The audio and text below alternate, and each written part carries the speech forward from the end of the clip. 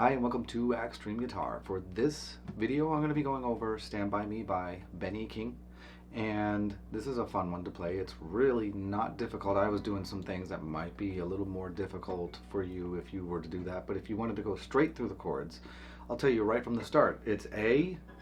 You saw me playing it this way, but you can play it any way that you feel comfortable with. So you got A, then it goes F sharp minor, then you go to D, then E, back to A. And that's the way it is the entire song through. Nothing changes. One thing that I was putting in between there were the little bass walks, so that's why I would... So my hand is hovering over the A like this. So I'm using three fingers and a thumb, and in the A chord I'm going to be hitting string 5, 4, 3, and 2, or that's the A, D, G, and B strings, and I'm not going to hit that lower E, especially if you're trying to do it like this and you're basically barring all the way across. You don't want to get that note, because then it would make it an A6 and it would just not fit in the voicing of the song. So I've got this, and if you're wondering how I'm getting that tap, all you have to do is bring your fingers back to the strings and they just tap the frets. Mostly it's the lower strings that are tapping the frets, and if you're not used to doing this kind of playing, it's going to take a little bit of getting used to, and you don't have to make a big move. It's just, see, I sometimes mess up too. So all I'm doing with that bass riff there is I'm going to, after I hit the A string twice, then I do this with my thumb, then 4th fret of the E string, which is a G sharp, and then my thumb comes to the A string. I'm going to go right back to that full A chord there, so it's...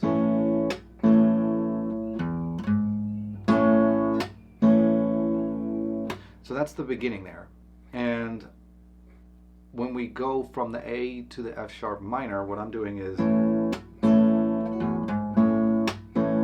now I'm going to reverse the bass walk, A, G sharp, and then I go to the F sharp minor, which means that this finger just reaches up across and we go to an F sharp minor like this. So my thumb has moved from the A string up to here. I'm still hitting the same strings with these fingers, which is still the A triad, but with the F sharp in the bass, that makes an F sharp minor. So I'm going to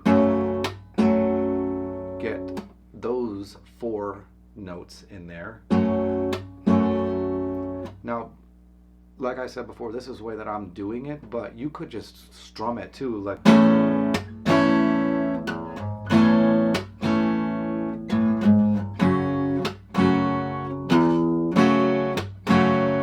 So you could do down strums, and this seems to be the case with working with a song like this a little bit more, not so much down up strumming, like down, down, boom, boom, down, down. Again, after we've gotten that intro, we're going to now hit the A string, and then ring finger down on that 4th fret of the E, and then kind of climb up with this index finger in the E string, and then bring these fingers over for the F sharp minor. And the bass riff is doing this. So when I need to do that in the F sharp minor chord, so I just kind of momentarily pause on the rest of the fingers and get that open E and come back. And from here, now again, this is a minor, so my thumb or middle finger is just hanging out. It's not actually down on anything. Now after we've gotten through the F sharp minor, we're going to walk down bass wise, and And I just removed my fingers from the rest of the F sharp minor just to show you I'm not playing the F sharp minor anymore. I'm walking down,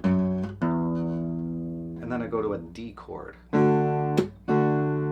And at this point, my fingers have moved, so my thumb is on the D string after I've done the walk down D. So thumb, pointer, middle, ring are now on strings 1, 2, 3, and 4, or the D, G, B, and E strings. So it's kind of hard to see with my fingers the way that they're looking, but I'm just doing this pinch motion with my fingers. Now this may seem like a huge stretch, and it could be for you. You have to kind of get yourself used to it, but I'm pinching, let's say that, pinching the D chord, and then my thumb goes to the D string open, and then 4th fret. So you may have to teach your hand to get used to this. So I go, and then this is a little bit harder of a jump. So jumping from the D to the E, doing that little bass walk, and when I jump to that E major, I'm really only hitting the E string and the G, B, and E, or strings 3, 2, and 1. So that helps me to get the E, the G sharp, which makes it E major, and then I get the open bottom 2 strings. So I'll recap that. I'm going from the beginning,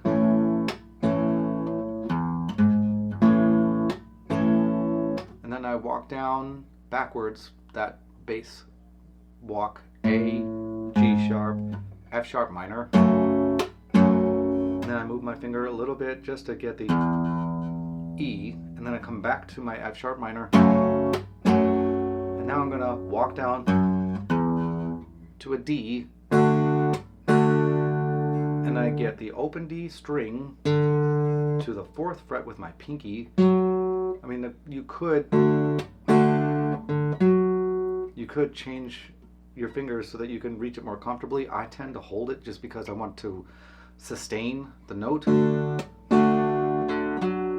you can still hear those other strings ringing out. You can hear them just a little bit. But if you don't really worry about making them sustain longer, you can, that might make it easier for you. So D, E, and then we're going to go back to the original bass line. So if you're following it exactly the way that I was doing it, like that, then the tricky part is going to be where your fingers land for that little pinching action for the chords and keeping the bass in there. What I would recommend is first, don't even do the bass line. Just get used to the bum bum bum bum bum bum. So if you subtract those bass line movements at first, you get used to these little picking action, and you get used to that. A little bit at a time goes a long way. So if you like that video, give me a like, subscribe, and stay tuned for more videos like this.